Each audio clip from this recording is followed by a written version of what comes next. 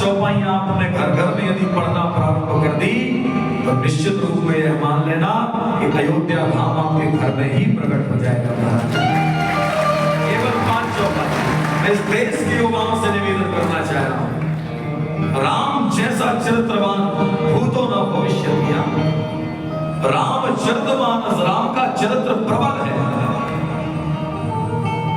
राम जी में और रावण में जब युद्ध हुआ, बड़े बड़े वीर राम जी के सामने आए, सब परास्त होकर के चले गए। अंत में रावण का भी राम जी ने वध कर दिया। तो जब रावण का वध कर दिया तो बंधुओं बड़े ध्यान से सुनिएगा, जब रावण को राम जी ने मार दिया उस क्षण रावण की जो धर्मपत्नी थी मंदोदरी, वो धर्मपत्नी मंदोदरी चलती चलती और राम जी के पास में आ रही है। मंदोदरी चलती हुई राम के पास आई।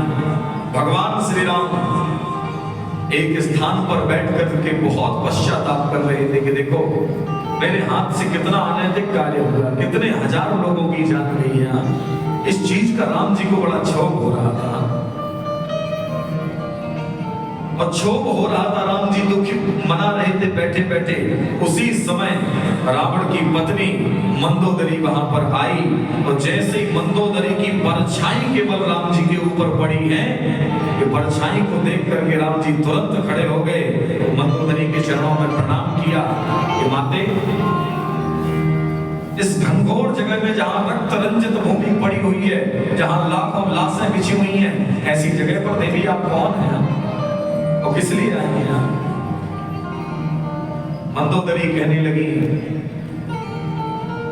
कि राम, मैं उसी